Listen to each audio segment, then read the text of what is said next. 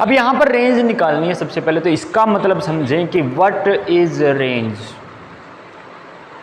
Domain क्या है कि इस जो वेरिएबल यहां पर यूज किया इस फंक्शन में, उस वेरिएबल की वैल्यू कहां कहां से ले सकते हैं। और रेंज क्या है कि जब आप वो वेरिएबल की वैल्यू रख देते हैं तो जो कंप्लीट फंक्शन है x by 1 plus x square, उसकी वैल्यूज क्या क्या आ सकती हैं, उसकी वैल्यूज क्या क्या आपको मिलने वाली है, ये है आपके पास।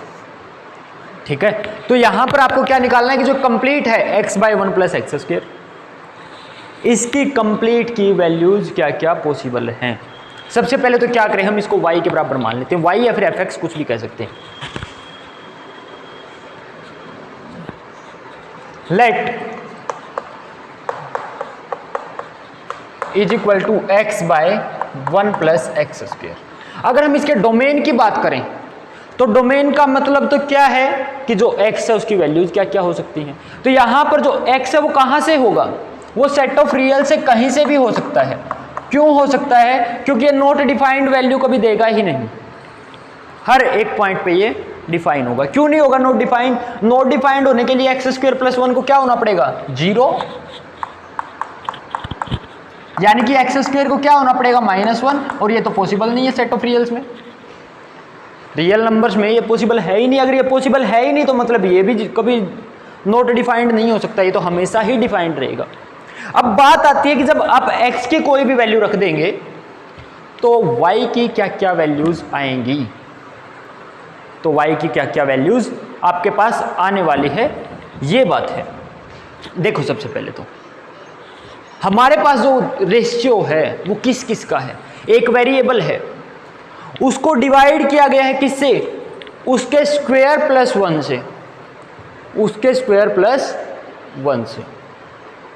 ठीक है, यहां से आपको दोनों का रिलेशन बनाना है, ये आपके ऊपर डिपेंड करता है कि आप कैसे इनका रिलेशन बनाएंगे। आपको एग्जैक्ट में ये देखना है कि कोई नंबर है, उसको अगर उसके स्क्वायर में 1 ऐड करके उससे डिवाइड करेंगे तो जो वो रेशियो है वो क्या क्या वैल्यूज अटेन कर सकता है, क्या क्या वैल्यूज उसकी आ सकती हैं, आपको ये देखना है। ठीक है, चलिए, आपने एक चीज पढ़ी होगी, x प्लस 1 होल स्क्वायर किसके बराबर होता है, x square plus 1 plus 2x। जैसे ही मैंने ये लिखा आपके दिमाग में एक चीज तो आ गई होगी, रिलेशन तो हमारा बन सकता है, एक्स स्क्वायर प्लस 1 ये रहा, 2x यहां से आ जाएगा x। ठीक, तो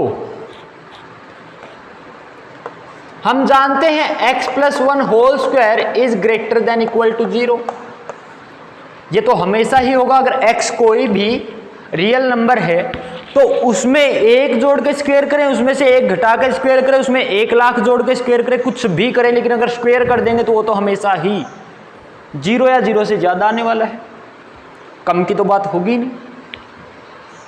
ठीक है, हमेशा या तो वो 0 रहेगा या फिर 0 से ज्यादा रहेगा। अब देखो, अगर ये 0 से ज्यादा है तो इसका मतलब ये भी तो 0 से ज्यादा है, implies that x square plus 1 plus 2x is greater than equal to 0। ये क्या हो जाएगा, ग्रेटर देन इक्वल टू 0, और दोनों तरफ से 2x घटा देंगे, x square plus 1 is greater then 2x minus 2x, sorry, ये किससे ज्यादा होगा, -2x। ठीक है, x square plus 1 is greater then minus of 2x। अब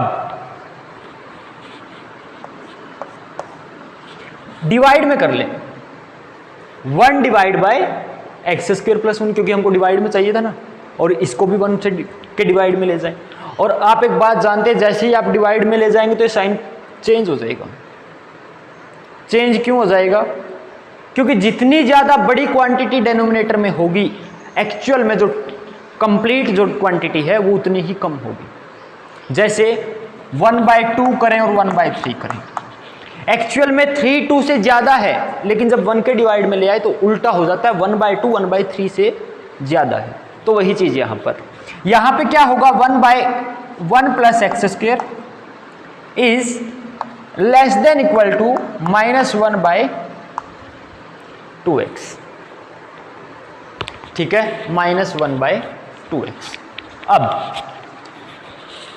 साथ में हम क्या कह रहे थे कि जो 1 प्लस एक्स स्क्वायर है ये भी तो 0 से ज्यादा होगा। जो 1 प्लस एक्स स्क्वायर है, ये जो कंप्लीट क्वांटिटी है, ये भी तो 0 से ज्यादा ही होगी। क्यों होगी? क्योंकि x क्या है, एक रियल नंबर है। अगर x एक रियल नंबर है, उसका स्क्वायर करेंगे, उसमें 1 ऐड करेंगे तो वो तो हमेशा ही पॉजिटिव रहेगा। और 1 को अगर पॉजिटिव से डिवाइड करेंगे तो पॉजिटिव ही रहेगा, लेस देन -1/2x। ऐसा थोड़े होता है। अगर यहां पर x नेगेटिव है तो ठीक है, लेकिन अगर x पॉजिटिव हो गया फिर,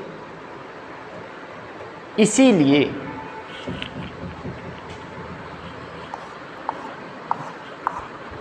लेट अस डू इट। दोनों तरफ हमने क्या कर दिया, मोड लगा दिया। क्यों? क्योंकि हमको पॉजिटिव वैल्यू ही चाहिए हमेशा, इसकी नेगेटिव वैल्यू की तो बात ही नहीं कर सकते।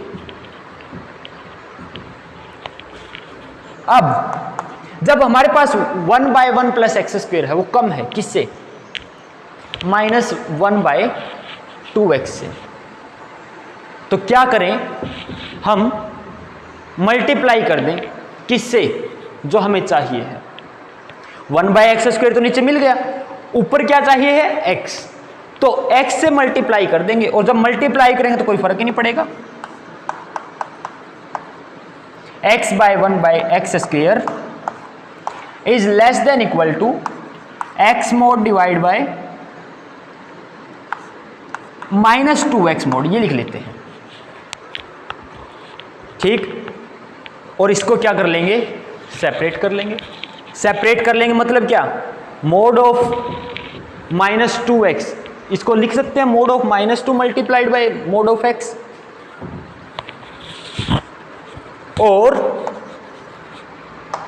y था ये, y mode is less then, mode x से मोड x कैंसिल कर देंगे तो क्या बचेगा, -1/2 इसका मोड, या फिर माइनस को नीचे लिख के फिर मोड लगा दो। ये क्या है,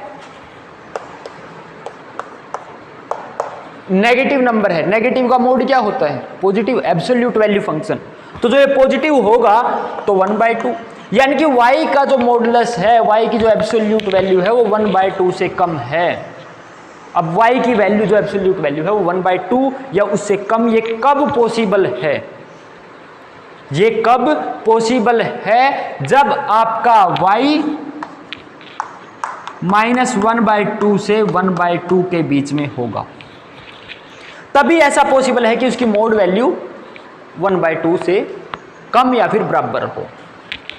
ठीक है, एक टाइप से ऐसा मान लीजिए कि क्योंकि पॉजिटिव वैल्यू रहेगी 0 से ज्यादा इसी इंटरवल में, ये तो ठीक है, जो पॉजिटिव वैल्यू है सिर्फ वो ही लेंगे। लेकिन अगर मोड लगा रखा है तो इसका मतलब क्या है, जितना इंटरवल उस तरफ है 0 से, उतना ही इंटरवल इस तरफ भी होगा, नेगेटिव डायरेक्शन में भी उतना इंटरवल होगा।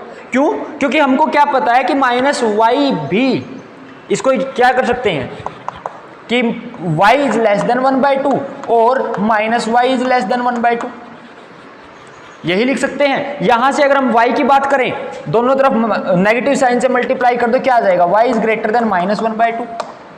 तो हमारे पास क्या क्या आया है, y is greater than -1/2 and y is less than 1/2, यानी कि ओवरऑल क्या लिख सकते हैं, y belongs to -1/2 to 1/2 closed interval.